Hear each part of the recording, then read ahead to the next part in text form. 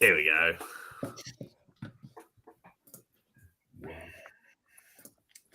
And we are back with the three smoothest boys I know. And that is with the help of Nut Care. With its bare nuts, bare butt, comfy nuts, it's wood.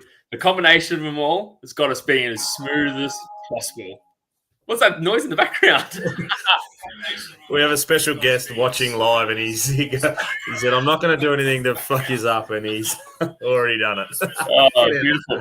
Anyway, we are here at Any Given Sunday. We are proud to be sponsored by Nut Care. Nut Care is revolutionising male grooming for men. It was recently voted number 1 in Men's Sports Health magazine. Just use the promo code Any Given Sunday at checkout and get 10% off your first purchase. That's Nut Care, essential grooming for men. Well done. Brown 45! Brown 45! Hot, hot, hot, hot, hot, hot! You are listening to Any Given Sunday, Australia.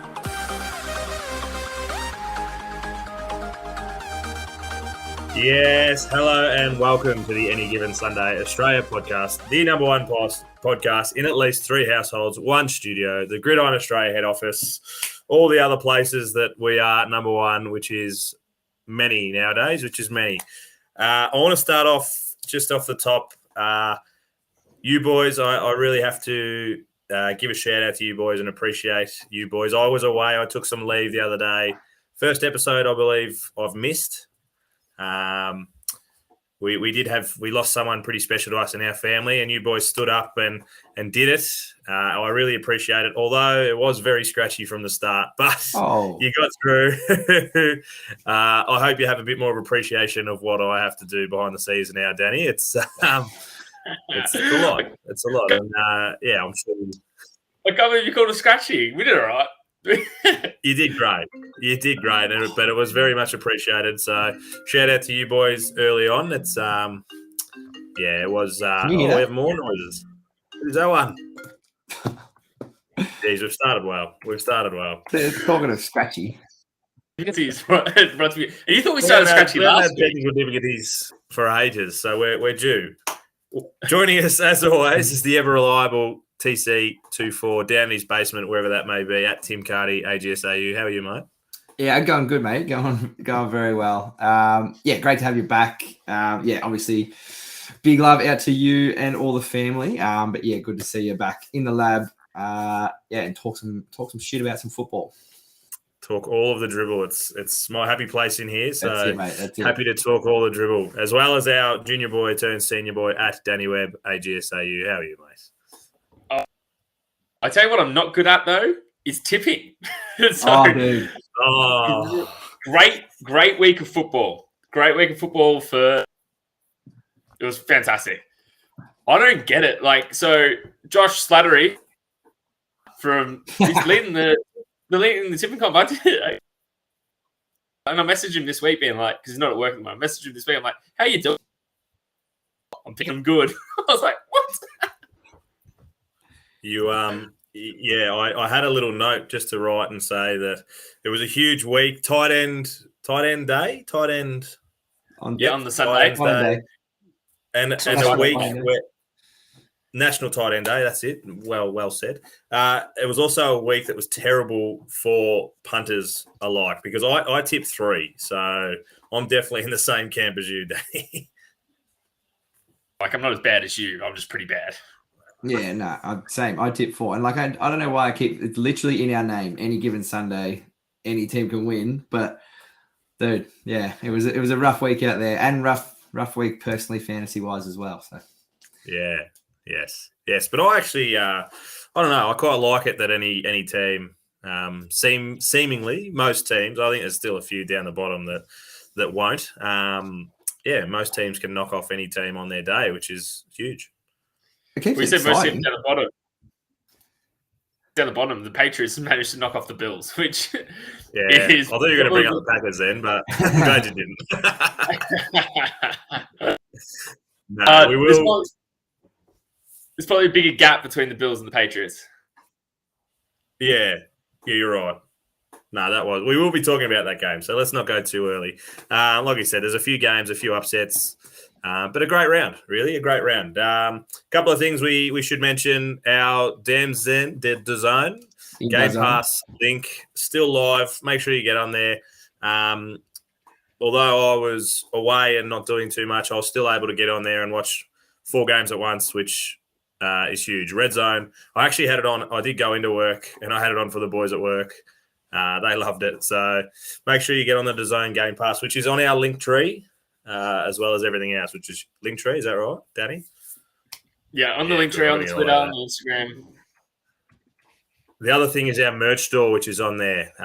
Shout out to Flogboy. He probably doesn't want me to say this, but he sent me a photo. He follows the 49ers, but he got a Detroit Lions shirt and I reckon a Jag shirt, and they look crisp. So you can get away. He said he's gone to New Zealand to rep it, but he said one of the best shirts that he has, so he had to get some more. So I think it's time that I go and buy a few different colours and really start repping them. Love to hear that from Flogboy. That's huge. Yeah. So we will be over in New Zealand more. I know we got Vince. Vince is huge over there, but these boys, Danny. Flogboy's going to be over there repping it for us. Yes. I'm still here. All right. Let's get through it. We're going to leave Dr. Danny's until all the injury news comes out. So we'll leave that for Thursday or Friday, whenever we come back on. So we're going to get straight into the games that we want to talk about. I'll run through all the games maybe later afterwards. But the first games that we want to talk about, because we're going to deep dive into a couple this time. The first one that we've got on our list, the Lions and the Ravens. Not an upset, but maybe not as close as what we thought. Yeah, so the Lions and Ravens, like, picturing the Lions to go in, and I did it as my preview, and I was expecting the Lions to go in and absolutely take it to the Ravens, but just has absolutely stepped up and grown as a quarterback. He is now really comfortable in the pocket. He's no longer just a on the feet threat, and he just picked apart the Lions defense. But it shouldn't have been that lopsided. No, I did have as part of my questions without notice, but looking at all the games that you picked for us to look at, Danny, all my questions were to do with the game. So I'll just bring it up now.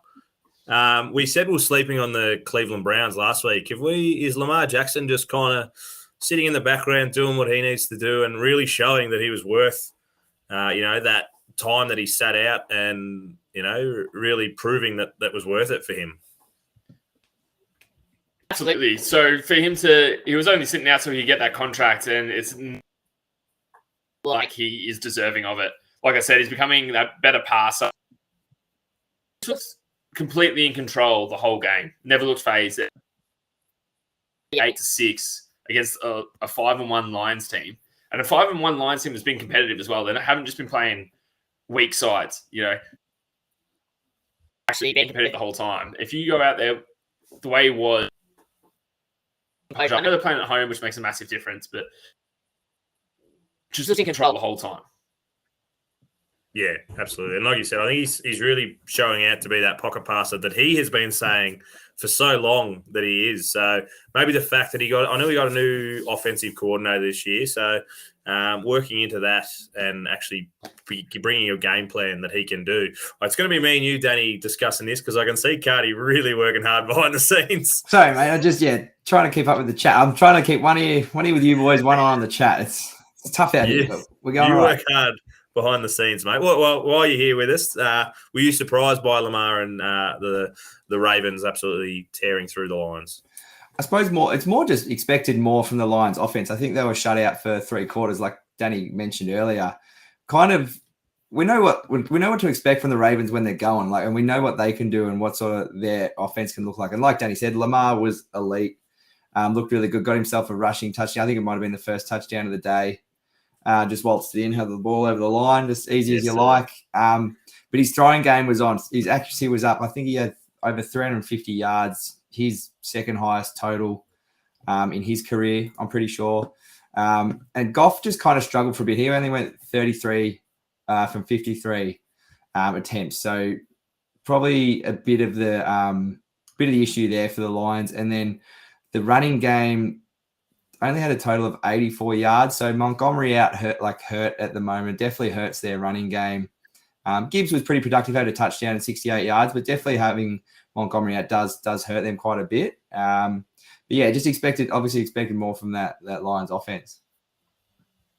For them to not actually I think score a touchdown the whole time as well, from memory, I'm pretty sure it was and they didn't convert. Sorry. But yeah, for them to only Goff not to throw for one single touchdown and then Lamar to throw for 3, and just I thought that the Lions would have not winning. Yeah. Look, it could just be an off week. We'll see that they have to bounce back. That's the sign of a good side. You could have bad days, but we'll see if they can bounce back. And I don't know who they've got in the coming week. We'll go through that next episode. But yeah, it's about their They've got the Raiders on Monday Night Football, mate. They do. That is hopefully they don't bounce back too well. If I'm, they won't. If You'll be fine, mate. All good. Just speaking totally impartially. Hopefully they have a terrible bounce. They don't even bounce back off before at all. They just stayed in. Nah, it's a real dead cat bounce kind of stuff. Yeah. The next game, Eagles-Dolphins. Danny, your boys, you want to lead us off, mate? Oh, I'm happy if someone else wants to. Otherwise, and everyone else who's listening. But AJ Brown, what a 10 receptions for 137 yards. It's his 5th straight game. Which I'm pretty sure is a Philly record. All through while having an injured knee, so he left the game in a knee brace. He reckons, he said, I hope it's not too bad. He's a competitor, so he'll be out there playing.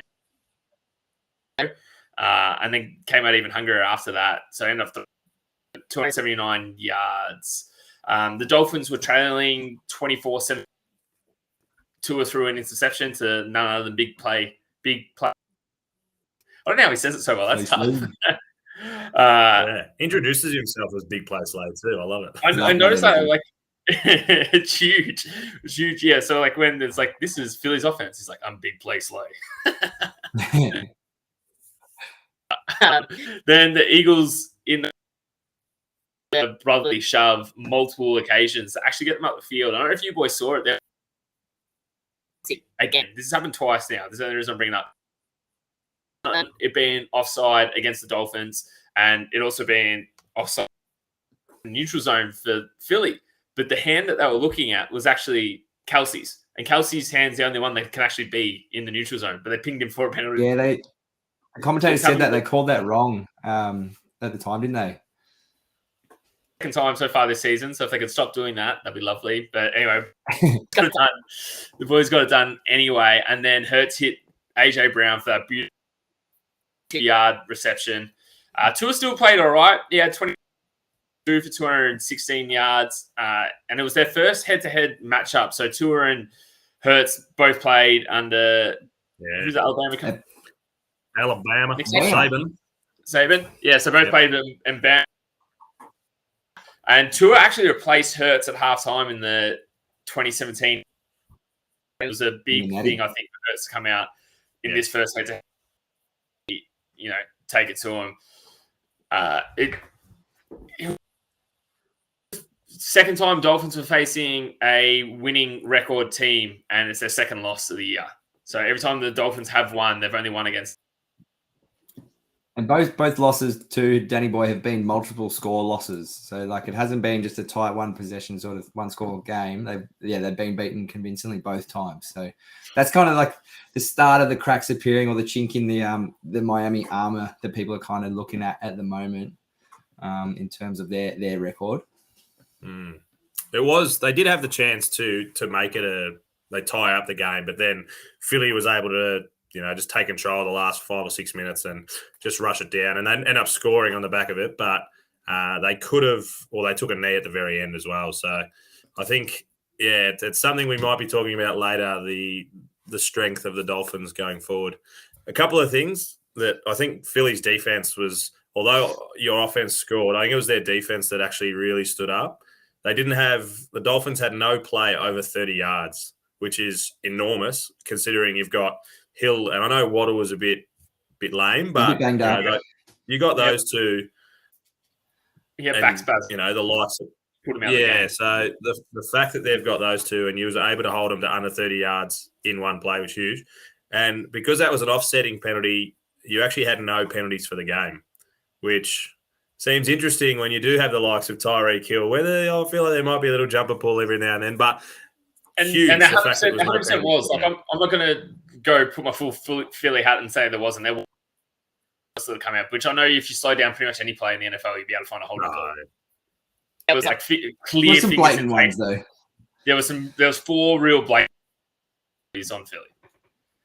Yeah, but you've got the job done, and that's huge. So. Well, while you've got your Philly hat on, or maybe it's like half on your head, are you concerned at all about, does Jalen need to protect the ball better? He's second in the league for turnovers at the moment. I think he's got 10. Second in the league to, might be the Falcons quarterback, whose name I can't think at the moment, with 11. Doing enough to win games still, obviously, but are you worried about that? Does he need to protect the ball a bit more moving forward, Danny Boy?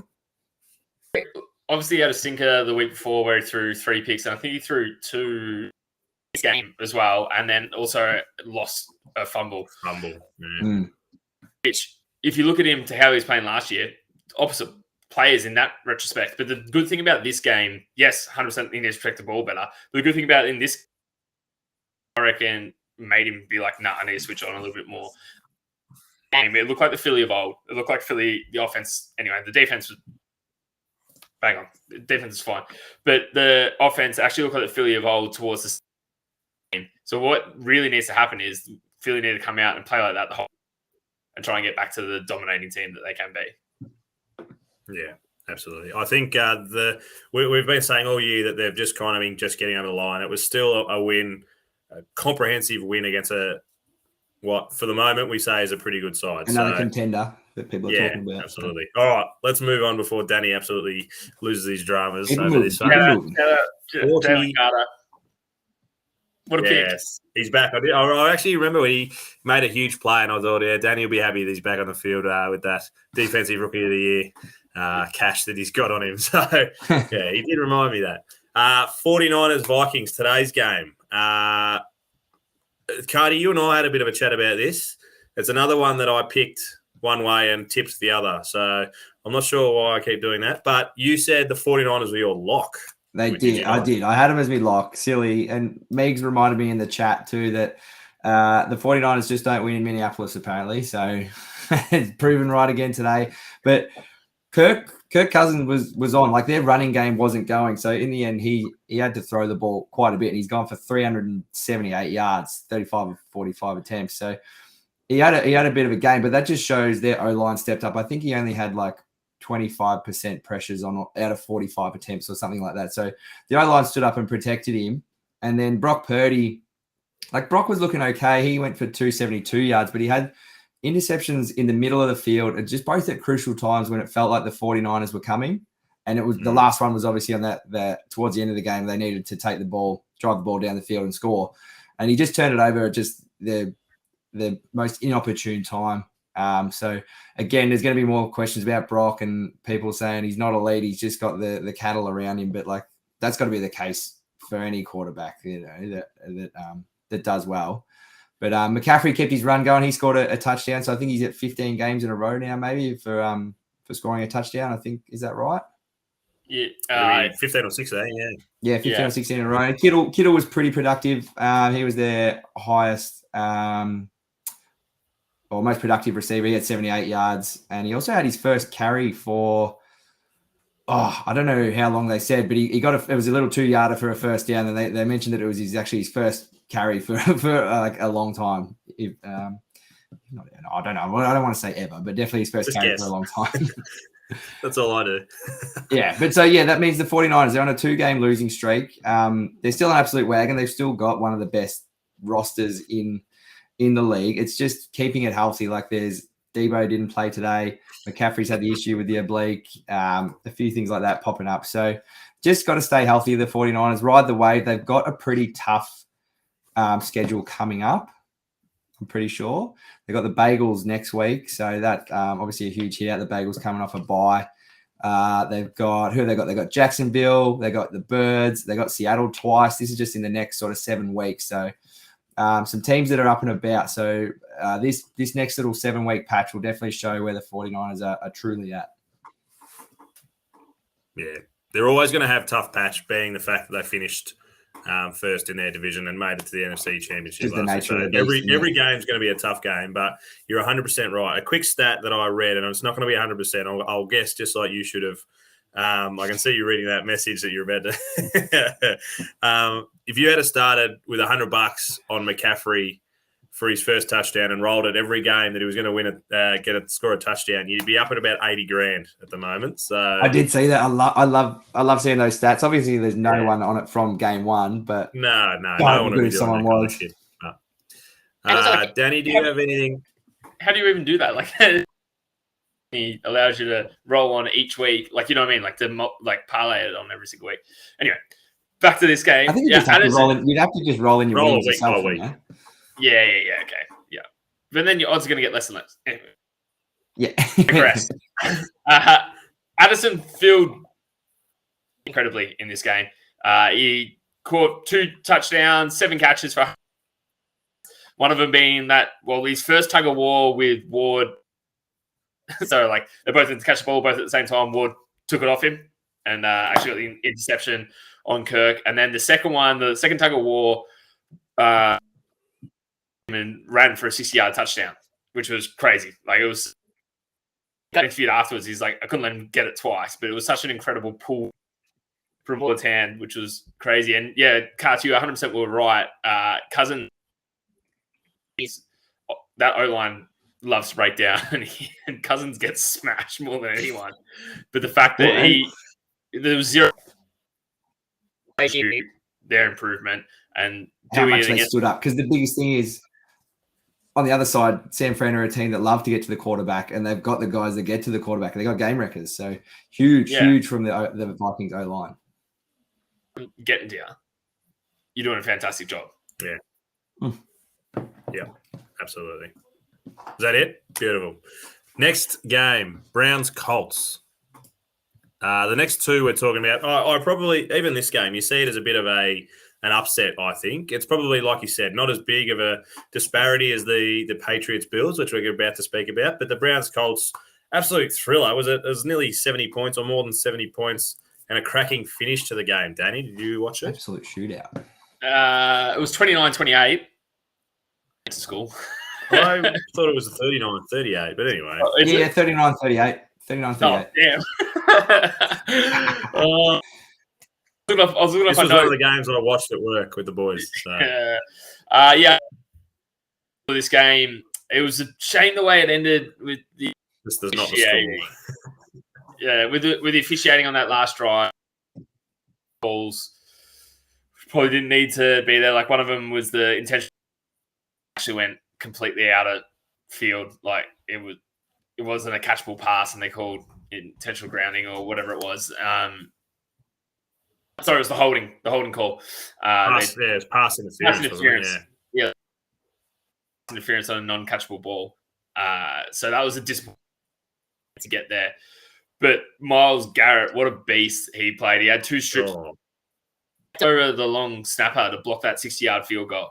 He was like, it was crazy. So his impact resulted in 17 points for the Browns.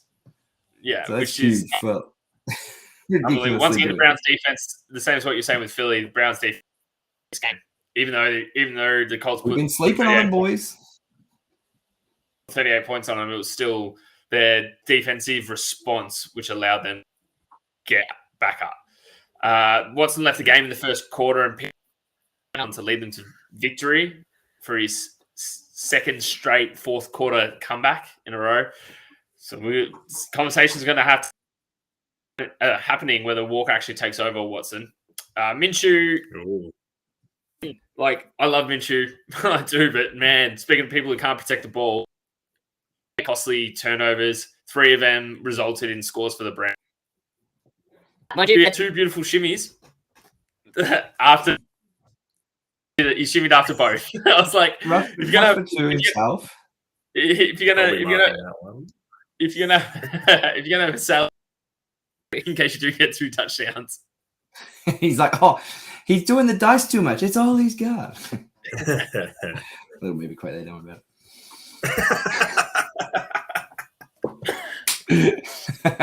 Nice. I actually, I thought my memory said the Colts won. So yeah, huge win by the Browns, and well done, Myles Garrett. Surely has to be top 2, not 2 defensive player of the year at the moment. Yeah.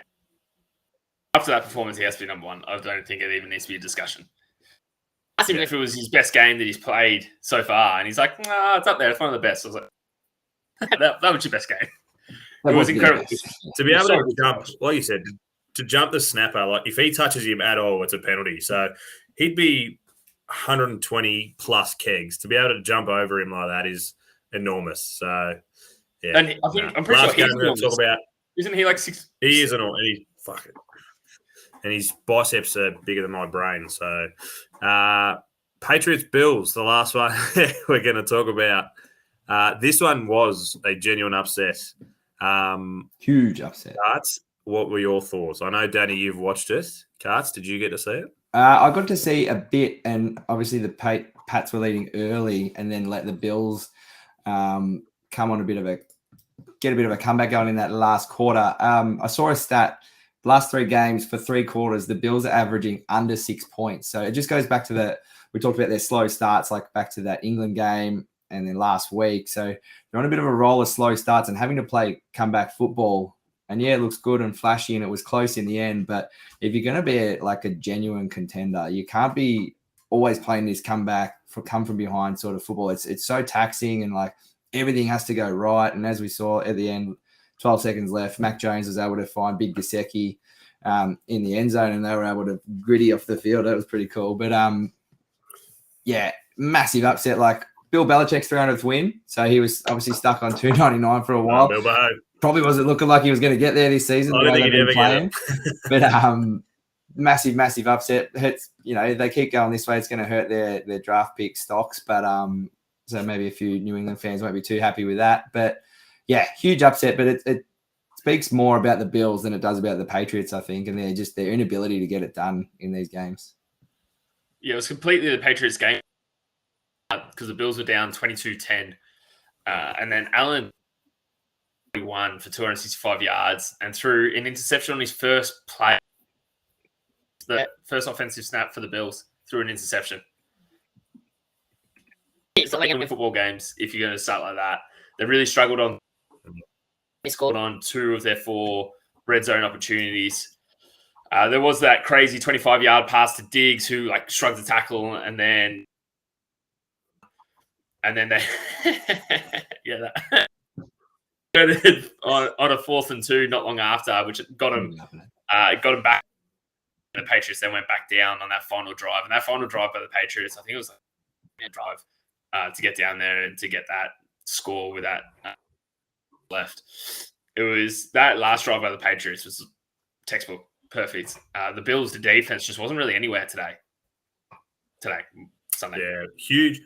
When the game, huge for Mac Jones to be able to get that confidence. Like he has been bashed from pillar to post about, is this the last year and all those kind of things. So huge for him to have a game where he's actually come out and balled out a bit. So and with the Bills, it was something like 75%. Of the offense was completely on Josh Allen. Like it's either you throw it to Diggs or Josh Allen runs. There's not really much in between. Like they've got to find something or other avenues. Really got to bring Gabe Davis in more. He killed me in fantasy. I don't know if he got injured or something like that. He killed me.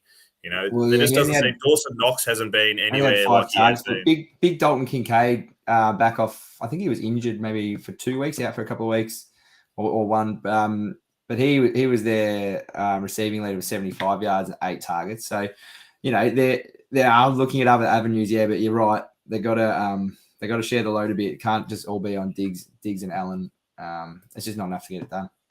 No. And as much as we need to give Jones some credit because he did complete 25, 72 yards.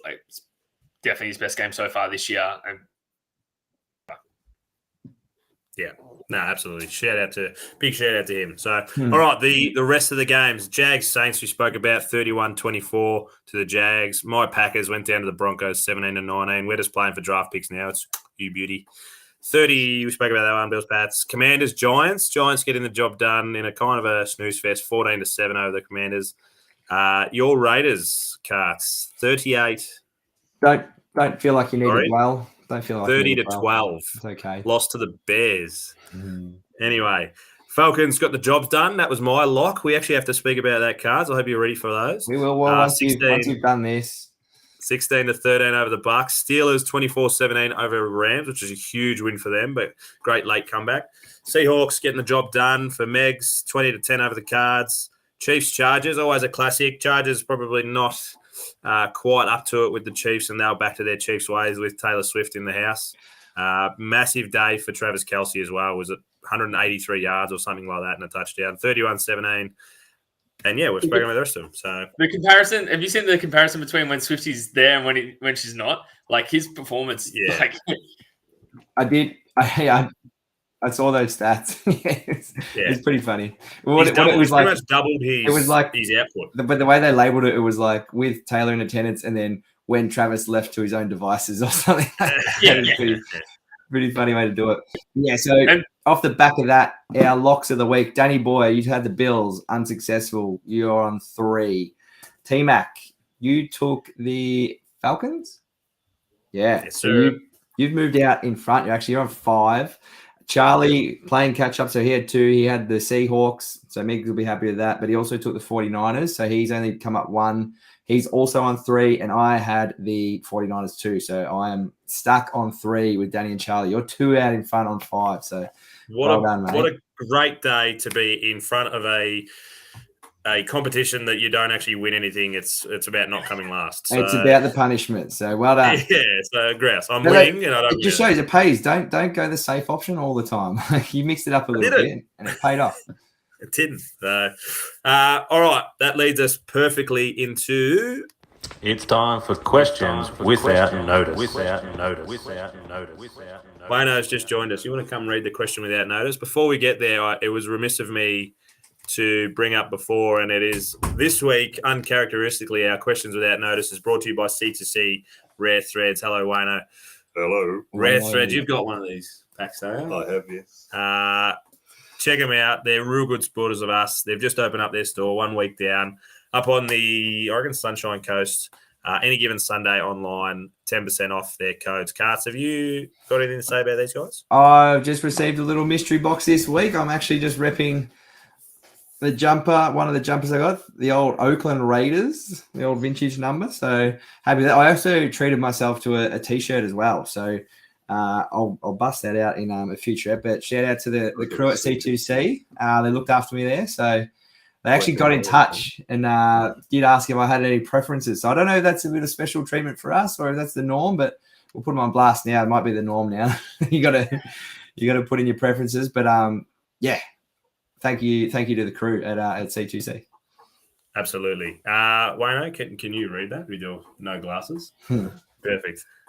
My question for you, it's only one, and it's like we've already kind of spoken about both these teams, but it's the Bills and the Dolphins.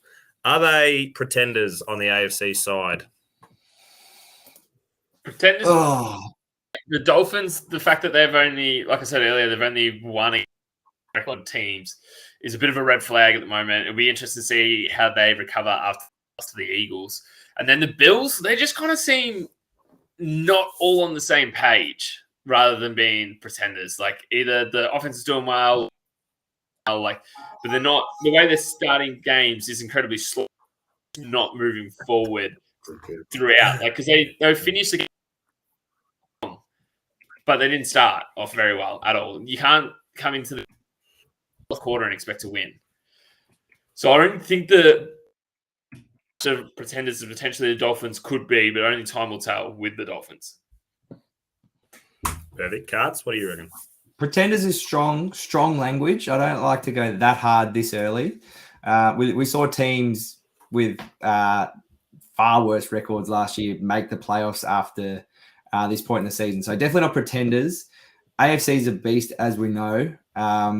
The Dolphins have got to get it done against good sides, though. And the Bills have got to wake up, get that offense going early. It feels like, there's just little rumblings of little shit going on maybe at the Bills. Like you see, is there Diggs and Allen, like, are they all good? Are they happy? Like you see Diggs getting a bit upset on the sidelines and things like that. But like snuff out that sort of stuff. Get the offense rolling. We know what they can do and we know what they're capable of. Same thing with Miami. They got that potent offense. They get rolling. They're both absolute wagons. So definitely don't like the call on pretenders. Yeah, fair enough. I just think Danny almost convinced me with the Dolphins chat the other day. That's why I kind of brought it up. Wayno with the Keenan Allen in the background. That's all. There's a bit too much going on for the Bills in the background for my liking at the moment. But like you said, sort that shit out and they'll be back. All right, we're going to get on to this week's game. Last week we really were paddling, so we're just going to get a quick word. Who's the game and what is the line and what is your early thoughts? Who's going to get it done? It's the Bucks and the Bills in Buffalo. The line is 8.5. I think we've seen as much as 9.5 for the Bills. So, man, with that slow starting offense, maybe it'll be a closer game. Maybe load up on the Bucks at the line. But I feel like the Bills will bounce back and get it done in the end. Maybe not cover, though. The Bills definitely need to bounce back. The Bills need to bounce back. It's not whether they will or not. They absolutely need to get. What if they 3 and 4. They are 4-2 yet. 4-3. Sorry, 4-3. 4-3. Yeah. So they need this win. Record at home 3-1 though, so that definitely plays a factor. Yeah. So 100% they're going to get it done. They probably won't cover that 9. Cover the 8.5. So shop around. Yeah, fair enough. I like it. I agree. Interesting game. I think 8.5's too many. Maybe there's something going on in Tampa that we're not quite across yet. So, good game though, and I think I don't know. I reckon the Bucks are a chance if they come out. They're a little bit of giant killers this year, I reckon. So if they can come out and get the job done, I reckon AFC South or NFC South could be almost a lock for them. But all right, we've been going for too long. Good work, you lads. Thank you, Wayno, for joining. Shout out to Wayno. Make sure you check us out. We're not sure, probably Thursday or Friday this week. And, see you boys then. See you, fam. Great to have you back, Mac Daddy. Cheers, boys.